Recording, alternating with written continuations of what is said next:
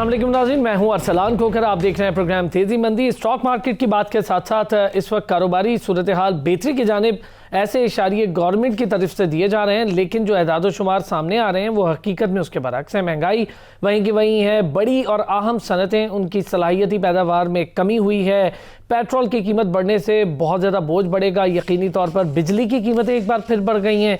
IMF के programme में एक बार फिर जाना है तो यकीनी तौर पर बिजली की कीमतें बढ़ाना होंगी और वो हो गया। अब IMF के प्रोग्राम का आवाम पर कितना बोझ पड़ रहा है, ये कौन देखेगा, इसका जिम्मेदार कौन है, इस पर भी बात करेंगे। सनतकारों पर FIRs काटी जा रही हैं, वज़ीर आज़म नोटिस लें, एप्टेमा ने ये बात कही है। फिर हम देख रहे थे कि पिछले कुछ दिनों में जो चेंबर ऑफ कॉमर्स है, ख़ास तौर पे कराची, लाहौर और इस्लामाबाद चेंबर ऑफ कॉमर्स और पिंडी चेंबर ऑफ कॉमर्स, इन्होंने बड़े मुतारिक तरीके से इस पर काम किया कि जो बिजनेसमैन तबका है उसके ख़िलाफ़ काम करने की बजाय उसको सहूलियत दी जाए। बहुत सारी चीज़ें इस पर आज बात करेंगे। पेट्रोलियम लेवी पर भी बात करके देखेंगे। लेवी कम करते हैं तो सेल्स टैक्स को बढ़ा दिया जाता है, बात वहीं की वहीं है। नईम सिद्दीकी साहब माहिर मौशियात, उन्होंने स्टूडियोज़ में हमें ज्वाइन किया है। राना एहसान अफजल खान साहब माहिर मौशियात हैं, उन्होंने भी हमें ज्वाइन किया। बहुत शुक्रिया आप दोनों हजरात का। नईम साहब, थोड़ी सी स्टॉक मार्केट की बात करूंगा, उसके बाद ज़रा बाहर निकल के ज़रा सनतों के हवाले से बात करूंगा। सनतकारों के खिलाफ भी FIR cut. Sir, stock market 43 पर आ गई। लोग अभी भी बड़े डरे हुए हैं। जो इन्वेस्टर पुराना इन्वेस्टर है वो क्यों कदम बड़ा फूक फूक कर रख रहा है? थैंक यू सलाम साहब। स्टॉक मार्केट इस वक्त बहुत अच्छा परफॉर्म कर रही है। अगर आप देखें तो इस वक्त इन्वेस्टर के लिए बहुत अच्छा मौका है। ख़ासतौर पे पिछले आप देखोगे तकरीबन 3000 के करीब मार्केट जो है वो प्लस हुई है। सबसे इम्पॉर्टेंट चीज़ इससे देखने वाली है वो ये है कि आप अगर देखें टेक्नोलॉजी के शेयर जो है ना वो बहुत बेहतर हो गए हैं। मतलब अगर आप देखें नेटसोल को देखें, AVN को देखें, TRG को देखें। नेटसोल तकरीबन आज मेरा ख्याल है कि 183 रुपये पे क्लोज़ हुआ है। इसी तरह AVN जो है वो 90 रुपये, दोनों कैप हैं। TRG भी बेहतर परफॉर्म कर रहा है। तो देखा जाए तो इस कोविड के बाद अगर किसी चीज़ में बहुत बेहतरी आई है तो वो टेक्नोलॉजी, तो उसकी सर्विसेज में बहुत बेहतरी आई है। तो मैं इसी तरह अगर आप देखें तो टेस्ला इस वक्त $550 बिलियन की कंपनी बन गया है as compare to all other companies, all auto manufacturers in the world, और टेस्ला एक तरफ हो गया है। तो कहने का मतलब ये है कि इस वक्त अपॉर्चुनिटीज़ जो है वो इन्वेस्टर की बहुत अच्छी है। लेकिन दूसरी बात जो है कि मार्केट इतनी ऊपर चली गई है, जैसे आप NRL को रिफाइनरी के शेयर को देखें, जो नेशनल रिफाइनरी है या अटक रिफाइनरी है, देखें 145 से जो नेशनल रिफाइनरी है वो तकरीबन इस वक्त 400 के करीब टच कर गया। तो बहुत लोगों के पास बड़ी अच्छी अपॉर्चुनिटी थी पैसा इस वक्त अर्न करने की और मार्केट में इन्वेस्ट करने की। लेकिन इसके साथ साथ जो दूसरी बात आप कह रहे हैं कि सनतकारों का इंटरेस्ट जो है वो थोड़ा सा इस वक्त वो डिसहार्ट इसलिए हो रहे हैं कि एक तरफ हुकूमत प्रोवाइड करिए कि जी हम ये भी करें, ये भी करें, ये भी करें, और दूसरी साइड पे आप देखें कि अभी तक हमारी ट्रेड पॉलिसीज़ नहीं हैं, अभी तक हमारी को कंफर्म ऐसी पॉलिसीज़ नहीं जो आप बात कर रहे हैं ना, मैं इस पर थोड़ी डिटेल बात करता हूँ आप दो हज़रात से। मैं ज़रा राना साहब को भी इसमें इंक्लूड कर लेता हूँ। राना साहब, आपका ताल्लुक तो खुद भी फैसलाबाद से है। सर, ये बताएं, ये जो सनतों को पैकेज दिया गया, खास तौर पे टेक्सटाइल को, दूसरी तरफ एप्टेमा ये शिकायत कर रही है कि सनतकारों के खिलाफ FIRs काटी जा रही हैं, वज़ीर आज़म नोटिस लें, कैसे चलेगा सर मामला? जो ये सनतों को जो पैकेज दिया गया है इसमें तो कोई शक नहीं कि ये बड़ा अच्छा पैकेज है। 4%, 5% पे फाइनेंसिंग मिल रही है, और फिर ये जो बिजली का भी इन्होंने दिया कि जो है वो पीक आवर्स खत्म कर देंगे, लेकिन ये पिछले महीने इंप्लीमेंट नहीं हुआ, शायद इस महीने ये इंप्लीमेंट कर जाएं, इससे थोड़ी बहुत रिलीफ तो जरूर मिलेगी। लेकिन जो टेक्सटाइल को जो पैकेज दिया गया खास तौर पे मैं समझता हूँ, और ये रुपए को जो डीवैल्यू किया गया, अभी तक एक्सपोर्ट्स में कोई इजाफा नहीं हुआ। अगर आप इस साल की नवंबर तक के फिगर्स आप देखते हैं तो $10 बिलियन की तकरीबन एक्सपोर्ट हो चुकी है। तो अभी अगर इसी तर्ज के ऊपर हम चलें तो हम लोग जो है वो जो 2018 का फिगर था 24.8 अरब की एक्सपोर्ट्स का, उसको हम क्रॉस नहीं कर पाएंगे अभी तक। तो यानी कि इतने 40% रुपए को डीवैल्यू करने के बाद, सारा कुछ वावेला मचाने के बाद, एक्सपोर्ट्स आज भी पाकिस्तान की वही खड़ी है जो 2018 या 19 में थी। 19 में तो 22 अरब पे भी 22.4 अरब पे आ चुकी थी एक्सपोर्ट्स। तो जहां तक FIR काटने का मामला है तो ये एनवायरनमेंट के डिपार्टमेंट जो है वो ये स्मॉग की वजह से जो है एक कार्रवाई की सूरत हाल में बगैर देखे हुए कि और बगैर लैब रिपोर्ट्स के टेस्टिंग कराए, सिर्फ विजुअल पॉइंट ऑफ व्यू से देखते हुए जब वो चिमनियों से धुआं देखते हैं तो वो FIR काट देते हैं एनवायरनमेंट वाले, और उससे खातिर ख्वाह तंग आए हुए हैं इंडस्ट्रियलिस्ट और इसके अंदर, लेकिन किसी किस्म की माफी नहीं मिल रही एनवायरनमेंट डिपार्टमेंट से। तो मैं समझता हूं कि यहाँ एनवायरनमेंट डिपार्टमेंट का फाल हो जाना, जब स्मॉग या जो है वो सर्दियों का टाइम आए और पूरे साल खामोश रहना और तब कोई जो है वो किसी किस्म की लायज़न ना रखना इंडस्ट्री से, ये शो करता है कि हम एडहॉकिज्म पे ही चल रहे हैं और हम डे टू डे चल रहे हैं और हमारी लॉन्ग टर्म प्लानिंग या इंडस्ट्री के साथ मुशावरत या उसको कोई सपोर्ट देने का मकसद नहीं है। जब हमें जब परेशानी आ जाती है तो हम जो है वो फुल प्रेशर के साथ जो है कार्रवाई शुरू कर देते हैं। अच्छा जी, मैं अब दो चीज़ें सर ये बताएं नईम साहब, ये जो फॉस्टर सिस्टम की गलती का जिक्र किया गया सनतकारों की जानिब से, फिर जो एप्टमा के चेयरमैन हैं उन्होंने बड़ा वाज़ेह तौर पर कहा कि जी FBR के अपने सिस्टम यानी फॉस्टर सिस्टम में गलतियां हुई हैं, उसकी वजह से ये मामला है। टैक्स की अदायगियों में कमी बेशी हुई, क्या टैक्स की अदायगी में कमी बेशी जाहिर है कोविड-19 है, पैदावारी सलाहियत में कमी हुई है, आपके एक्सपोर्ट वाले मामले में कमी, कपड़ा बनेगा कम बिकेगा कम, सीधी बात है, तो आपका तो वो गिरेगा भी सही। बिल्कुल आप सही कह रहे हैं। देखिए जैसे भी राणा साहब ने भी कहा कि आप सनतकार को जब तक ओपन इन्वायरमेंट देंगे, उसको कंफर्ट जोन नहीं देंगे, उसका कंफर्ट लेवल जो है, उसका कॉन्फिडेंस लेवल को बिल्डअप नहीं करेंगे, जब आप उसको इनकरेज नहीं करेंगे कि वो आपके लिए एक्सप्लोर करे। बेसिकली तो पहले तो ये बात डिसाइड करनी है कि हमें चाहिए क्या हमें मुल्क के अंदर डेवलपमेंट चाहिए और रुपीज़ में हमने अपनी इन्वेस्टमेंट करनी है, रुपीज़ में कमाना है और पैसा सारा का सारा उठा के ज़मीनों में लगा देना है और किसी एक सेक्टर को हमने फैसिलिटेट करना है। जैसे आपने देखा कि कंस्ट्रक्शन सेक्टर का जब पैकेज आया तो स्टॉक मार्केट में सीमेंट की प्राइस जो है ना वो एकदम आपने देखा कि शूट कर गई। सर इस पे तो बात करूंगा। अच्छा जब ये अच्छा दूसरी बात ये है कि जब आप इसको बिजनेसमैन को कंटिन्यूसली टेंशन में रखेंगे, अब टैक्स अगर कम नहीं हुआ, कम कलेक्ट हो रहा है तो FBR की कमज़ोरी है, आपकी मशीनरी की कमज़ोरी है, आपके सिस्टम की कमज़ोरी है। आप खुद ऐसे इंसेंटिव दे रहे हैं जिससे लोगों को ब्लैक मनी वाइट करने का मौका मिलता है। सनतकार का तो अगर वो एक्सपोर्ट कर रहे हैं तो उसकी तो टोटल वाइट इनकम है। अब जब आप पिछले अगर 10 साल का या 15 साल का भी अगर आप मुआवजा करें तो किसी भी हुकूमत के दौर में हमारी एक्सपोर्ट इंक्रीज़ नहीं हुई। ये सबसे बड़ी बदकिस्मती है और अनफॉर्चुनेटली बावजूद इस हुकूमत की पूरी कोशिशों के इंसेंटिव देने के, उसके बावजूद हमारी एक्सपोर्ट जो है ना वो उस तरह खातर खा इजाफा नहीं हुआ। और अगर इस वक्त हमें सबसे ज़्यादा इंपॉर्टेंट किसी चीज़ की ज़रूरत है तो वो डॉलर्स की ज़रूरत है। कभी हम चाइना के पास जाते हैं, कभी UAE के पास जाते हैं, कभी सऊदी अरब के पास जाते हैं, तो हम अपने मुल्क से जब तक अच्छी प्रोडक्ट डेवलप करके इंटरनेशनल मार्केट में नहीं लेके आएंगे इस पर तो हम कामयाब नहीं हो सकते। अच्छा राणा साहब, हम बड़ी सनतों की आम सनतों की बात कर लें, हम टेक्सटाइल की हद तक महदूद होकर रह गए, जबकि टेक्सटाइल से जुड़ी पावर लूम्स को ज़रा देख लिया जाए। चौधरी नवाज साहब से मेरी बात हो रही थी जो ऑल पाकिस्तान पावर लूम जो इंडस्ट्री है उसके चेयरमैन है, उन्होंने खुद बताया कि उनकी अपनी काफ़ी सारी इंडस्ट्री बंद है, फिर बड़े मुश्किल हालात हैं। अब हम पैकेजेस देने की बात करें, सब्सिडीज़ देने की बात करें, उन जगहों पर सब्सिडीज़ देना जायज़ हो जाती हैं जहां पर आवाम को फ़ायदा ना हो, जैसे बिजली का मामला, गैस का मामला, मेट्रो ट्रेन और मेट्रो बस जो है उसके जो रेंट है उसमें सब्सिडी उठा लें, लेकिन हम सब्सिडी शुगर को दे देते हैं, आटे वालों को दे देते हैं और बड़े मामलात होते हैं। तो कैसे चलेगा सर सब्सिडीज़ का देना और सब्सिडीज़ को कहाँ देना जिससे आवाम को फ़ायदा हो, ये कैसे तयन होगा सर?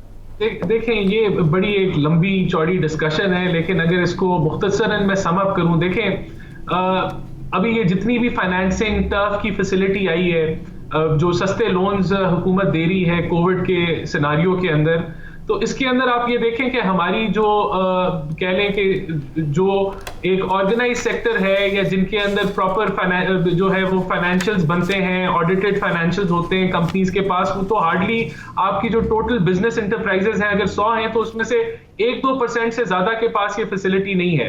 तो वही लोग इस तरह के लोन्स को अवेल कर सकते हैं। जो आपकी 90%, 95% से भी ज्यादा मैं कहूंगा जो आपकी इंटरप्राइजेस हैं पाकिस्तान में, SME सेक्टर जिसके अंदर आप उसको अगर शामिल कर लें, तो वो लोग इन फैसिलिटीज को अवेल ही नहीं कर पाते और ना बैंक्स जो हैं इनको घास डालते हैं। उसकी वजह ये कि इनके पास ना ऑडिटेड फाइनेंशियल्स होते हैं, ना प्रॉपर रिकॉर्ड होता है, और फिर जो हमारा जुडिशरी का निजाम है, जो बैंकिंग कोर्ट्स हैं, वो इतना लंबा चौड़ा सिस्टम। बिल्कुल ठीक हो गया राणा साहब, मैं एक ब्रेक पर जाना है, मैं ब्रेक से वापस आऊंगा तो जरा कर्ज पर भी बात करेंगे कि 5 माह में $4.5 बिलियन का कर्ज ले लिया गवर्नमेंट ने। एक तरफ से लेते हैं, एक तरफ वापस करते हैं। वापस आते हैं ब्रेक से तो इस पर बात करेंगे।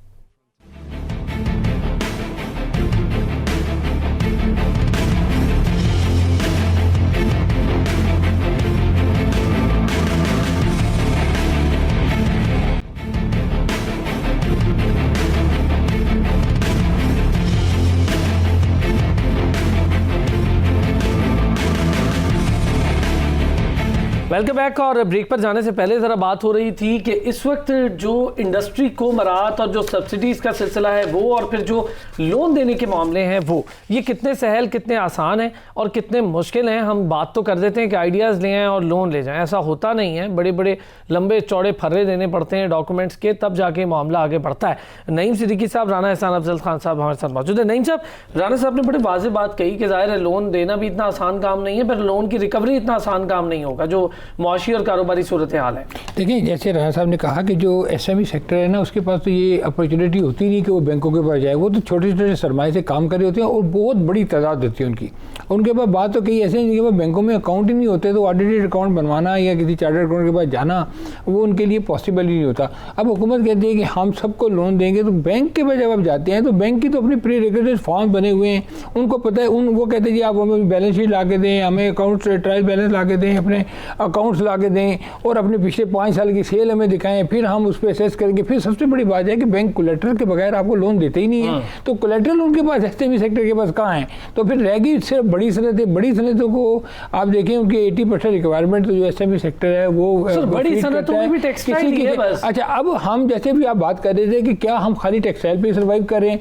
हमने पिछले इतने सालों से हमारी टेक्सटाइल की जो एक्सपोर्ट है वो 12-13 बिलियन डॉलर से बढ़ ही नहीं पा रही है। हमारी टोटल एक्सपोर्ट का 60% बेशक वो है, लेकिन हमने वो इतने सारे एवेन्यूज़ हैं, एग्रीकल्चर बेस्ड इकोनॉमी है हमारी, हम और बहुत सारी चीज़ें एक्सपोर्ट करें। हमारे पास इतना बड़ा समुद्र है और हम इतनी जो समुद्री जो हमारी आबी हयात हैं उनको हम उनसे फ़ायदा उठा सकते हैं, उनको एक्सपोर्ट कर सकते हैं। इसके अलावा फिशरीज़ की तरफ आप आ जाएँ, वहाँ पे आप काम कर सकते हैं। देखिए, हमारे वो ज़ीरो रेटेड जो 5 सेक्टर हैं वही पिछले 30 साल से हम उससे बाहर ही रखे। जैसे अभी मैंने आपको बताया कि आईटी में इतना बड़ा पोटेंशियल है कि हमारे इस वक्त स्टॉक मार्केट में देखें तो आईटी कंपनीज़ के शेयर कहाँ से कहाँ जा रहे हैं। अमेरिका में देखें कि इस वक्त अमेज़ॉन को देखें या दूसरी आईटी कंपनीज को देखें, उन्होंने बिलियन, बल्कि देखा जाए तो पिछले कुछ दिनों में 10 अमेरिकन ने $1 ट्रिलियन उनकी इंक्रीज होगी। अच्छा, वज़ीर आज़म ने खुद भी कहा है, सिलिकॉन वैली का जिक्र भी उन्होंने किया।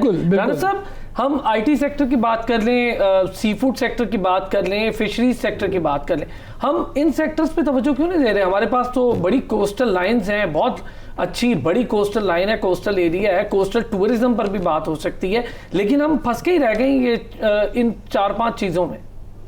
देखिए, जो आईटी सेक्टर भी जो है ना, वो भी एक फ्रीलांस सेक्टर है। इसमें जो आप कह लें कि जो स्टूडेंट जो आईटी की डिग्री लेता है, जिसमें बैचलर्स करता है, मास्टर करता है, तो वो खुद एक फैक्ट्री बन जाता है वो फ्रीलांसिंग के थ्रू, और वो 2-4 लड़के अगर इकट्ठे हो जाएं तो आईटी की कंपनी बन जाती है।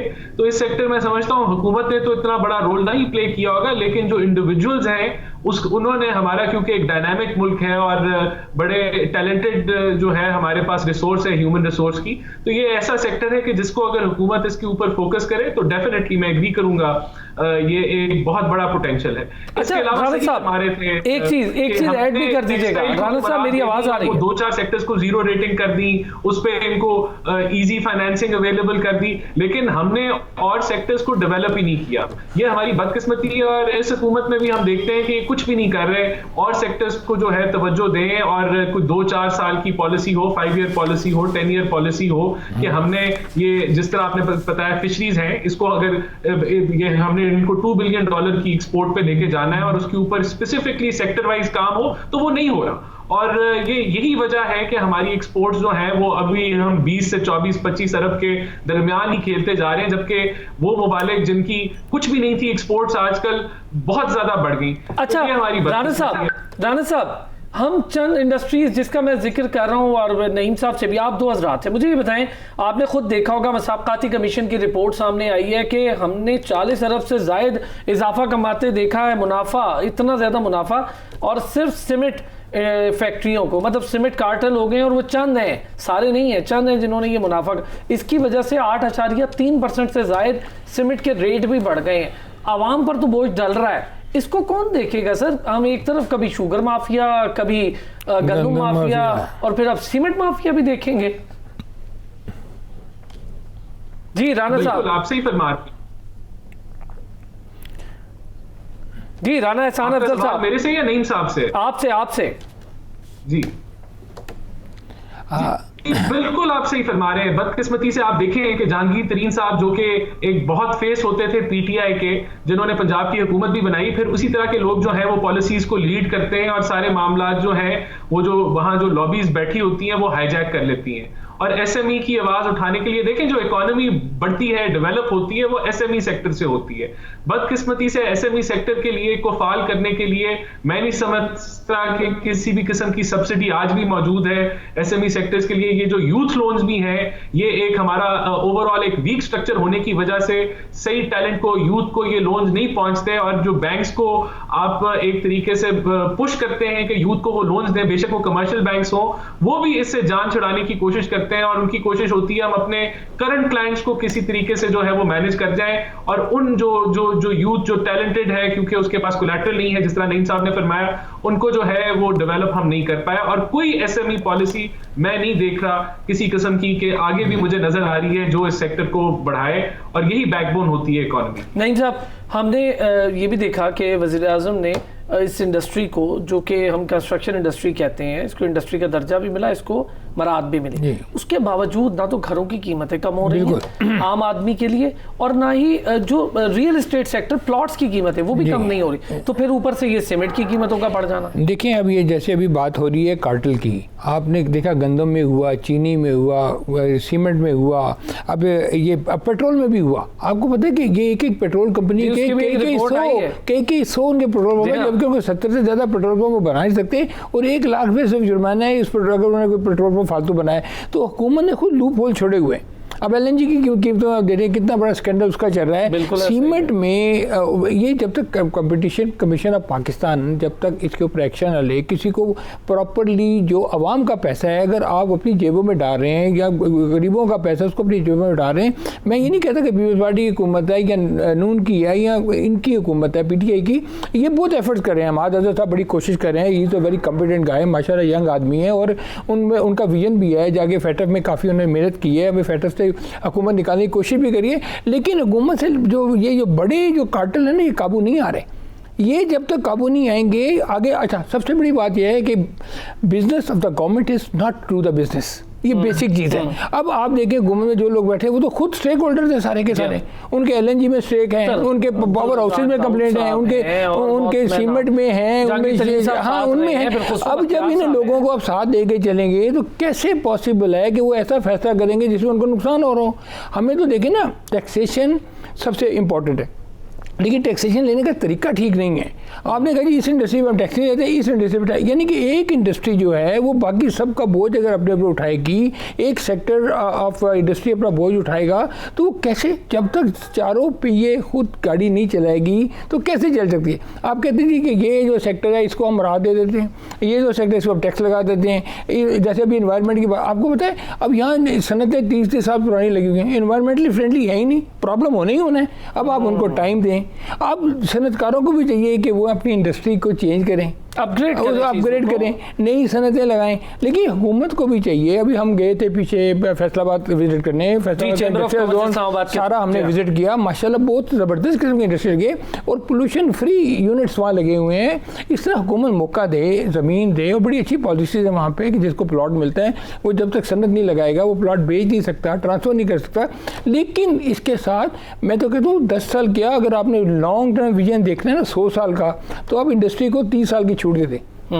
उन्हें क्या आप जॉब दें, एक्सपोर्ट करें, हम आपको ओपन देते हैं, आपको बिजली देते हैं, फैसिलिटी देते हैं। ये चीज़, ये कई सनतकार, यानी मैं कभी देख रहा था, दीगर भी सनतकार, राना साहब, इंडस्ट्री को मराद देने का जो मकसद हो, चाहे कोई भी इंडस्ट्री हो, उसका मकसद ये हो कि आम आदमी को नौकरी मिले, आम आदमी के लिए भी बेहतरी हो, पढ़े लिखे नौजवान भी खप जाएं, वरना डिग्रियां लेकर पुलिस में जा रहे हैं नौजवान, उनका क्या फ़ायदा है कि वो इंजीनियर पुलिस में जा रहा होगा, तो हमारा तो टैलेंट वेस्ट हो रहा होगा। सर, ये भी एक बड़ा मामला है। फिर तालीमी इदारों के रिस्ट्रक्चरिंग का भी मामला है। देखिए, मैं आपको बताऊं, सबसे बड़ा मसला है कॉस्ट ऑफ प्रोडक्शन का। अब आप मिसाल ले लें, मैं राना साहब, मैं एक छोटे से ब्रेक पर जाना है, ब्रेक से वापस आता हूं तो इसी पर बात करते हैं। छोटा सा ब्रेक लेते हैं।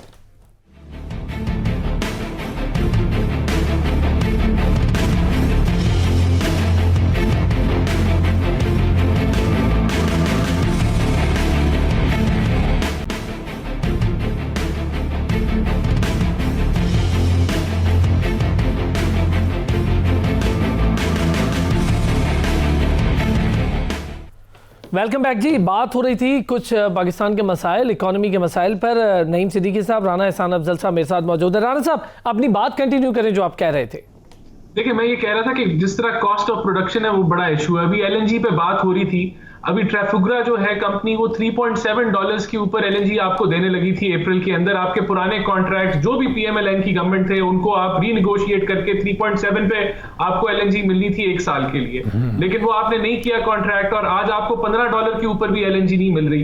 तो ये जो एलएनजी जब मिलेगी इंडस्ट्री को ये महंगे रेट्स के ऊपर, तो वो कैसे अपनी कॉस्ट को मैनेज करेंगे। इसी तरह आप बिजली को ले लें, बिजली का यूनिट इंडस्ट्रियल जो है 22-23 रुपए यूनिट लोकल इंडस्ट्री को, डोमेस्टिक को मिल रहा है, और यहाँ आपके असद उमर साहब कहते हैं कि हमने बिजली ज्यादा लगा ली, जरूरत से ज्यादा लगा ली। जाहिर सी बात है, जब आपकी जीडीपी जो है वो 6% से 1% पे आ जाएगी, तो आपकी जो है वो कंजम्पशन ही कम हो गई, इंडस्ट्रियल कंजम्पशन बिजली की। तो ये वो बदकिस्मती है जो पॉलिसी। अब इसी तरह मॉनेटरी पॉलिसी को ले लें कि जहां लोगों ने बैंक से लोन ले रहे थे, काइबर जब था 2018 में 7%, 6.75% पे था, फिर वो उठा के 13% पे एकदम से चला जाता है विद इन 1 ईयर, और वो लोगों को लोन मिल रहे हैं 18% पे। तो जो वो सोच भी रहा है इंडस्ट्री लगाने का, वो भी नहीं सोचता। तो बदकिस्मती से हमारी जो पॉलिसी रही है हुकूमत की, वो इतनी, यानी कि उसमें यू टर्न्स और चेंजेस होती हैं कि देखिए, इंडस्ट्री लगाने के लिए आपको एक सिक्योरिटी चाहिए है, कंटिन्यूटी ऑफ पॉलिसी चाहिए है आपको। इंडस्ट्री कोई 1 साल का मामला तो नहीं है, ये तो आपका लॉन्ग टर्म इन्वेस्टमेंट होती है। तो यहां हमारे बदकिस्मती से कंटिन्यूटी ऑफ पॉलिसी नहीं रही। अब बड़ी अच्छी बात है, आज जो है वो रेट जो काइबर है वो नीचे आ गया है, लेकिन अब कोई पाकिस्तानी कह सकता है कि ये अगले 2 साल, 4 साल या 5 साल ये स्टेबल रहेगा? या इसी तरह जो डॉलर का रेट है वो आपका 160 से 200 पे नहीं जाएगा या 150। तो यहाँ यही मसले हैं जिसकी वजह से इंडस्ट्री फल फूल नहीं सकी इस मुल्क के अंदर। अच्छा, चले अब जरा महंगाई पर भी बात कर लें।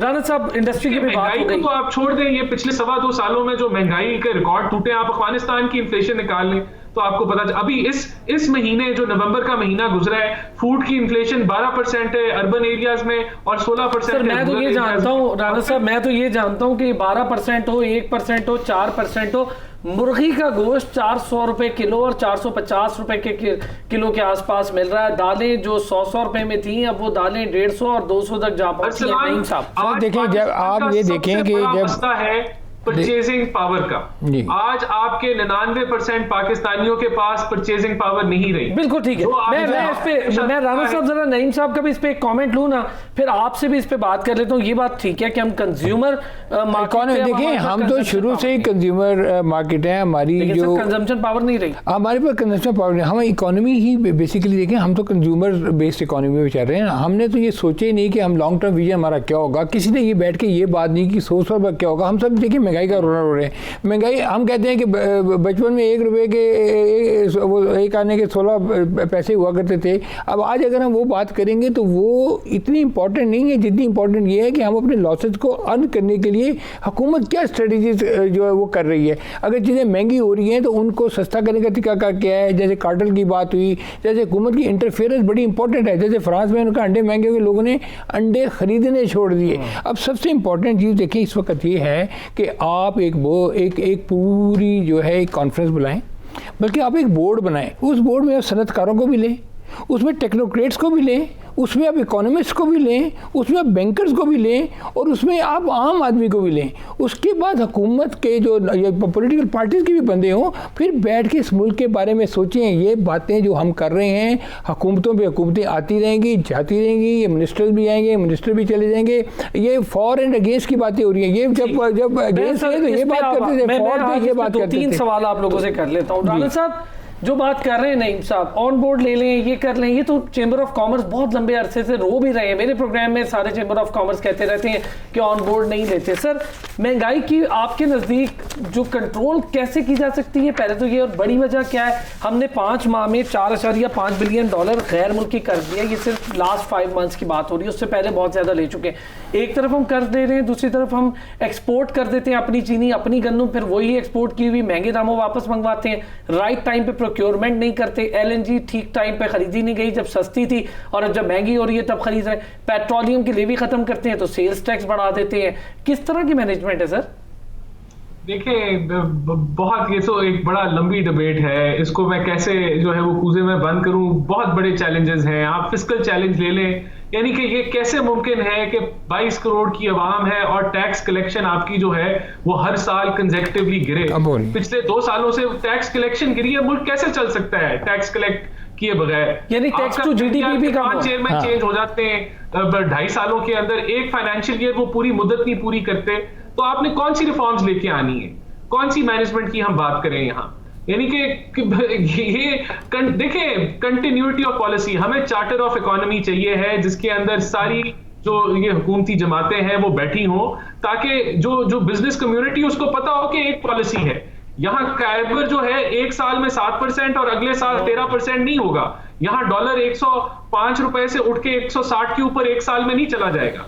देखिए, जहां इतनी ज्यादा वेरिएशन हो, आपको पता ही ना हो, आपका प्राइम मिनिस्टर कहे मैंने जो है वो देखा, पहले आप एक controlled regime of exchange rate पे चल रहे हो और अगला वजीर आजम आए और वो कहे मैंने टीवी पे देखा डॉलर का रेट बढ़ गया। तो ये हम किस पॉलिसी के ऊपर बात नहीं, लेकिन वो ये कहते हैं राणा साहब, क्या ये बात दुरुस्त नहीं कहते कि वो आर्टिफिशियली कंट्रोल्ड था डॉलर? देखिए, जब भी आप यहाँ डेवलपमेंट के लिए जाएंगे तो आपके जो करंट अकाउंट है उसके ऊपर प्रेशर आएगा। आज तो इकोनॉमी चल ही नहीं रही। मैं आपको एक चीज और बता दूं, ये कोविड सिनेरियो को, अरसलान, कोविड के अंदर आपको बेनिफिट भी हुए हैं। कोविड के अंदर पेट्रोलियम प्राइसेस क्रैश कर गई, जो आपकी एक्सपोर्ट का सबसे बड़ा सेक्टर है। राणा साहब, हमें क्या फायदा हुआ है इसका? पूरी आवाम महंगा खरीदती रही है, सिर्फ गवर्नमेंट को ही फायदा हो? क्या कहते हैं? नहीं तो जल्दी से बिल्कुल। आप देखें, ये जो जीडीपी की बात करें, जब जीडीपी पर डिवाइड करें तो हमारी तो आबादी वैसी बढ़ चुकी है। इंपॉर्टेंट चीज़ इस वक्त ये है सबसे कि हम किस तरह बेहतरी की तरफ जा सकते हैं, इस पर कोई बात नहीं कर रहा। हम क्यों, देखिए हमारे में क्या खराबी थी, हमारे में क्या खराबी, हम सब इस पर बात करें, हर आदमी इस पर बात करें। मैं भी समझता हूँ कि अब टाइम आ गया है कि अगर आपने खराबियों में बातें की और हुकूमतों की तरकीदों में बातें की तो कुछ नहीं होने वाला। अभी इस वक्त इंतहाई ज़रूरी है कि क्या इकनॉमिक एमरजेंसी क्या लगा सकते हैं, मुल्क में क्या बेहतर पॉलिसी लेके आ सकते हैं। अभी बड़ा अच्छा हो रहा है, आपने देखा कि स्मगलिंग पे बहुत कंट्रोल हो रहा है। अभी देखिए रेवेन्यू जनरेट हो रहे हैं, मोबाइल फ़ोन की स्मगलिंग पे कंट्रोल हो रहा है। पाकिस्तान में काफ़ी सनतें बेहतर हो रही हैं, लेकिन बहुत अभी बेहतरी की गुंजाइश है। निकल के आम आदमी की बेहतरी का भी सोचना होगा। बहुत शुक्रिया, माजरत के साथ वक्त की कमी, नईम सिद्दीकी साहब बहुत शुक्रिया, राना एहसान अफजल खान साहब बहुत शुक्रिया। दोनों हज़रात माहिर माशियात हैं, अपने अपने हिसाब से उन्होंने तमाम तर चीज़ें हमें बता दी। हमने कोशिश की कि आम आदमी की आज बात करके देखें। अब तक के लिए इतना ही, अपना ख्याल रखिएगा।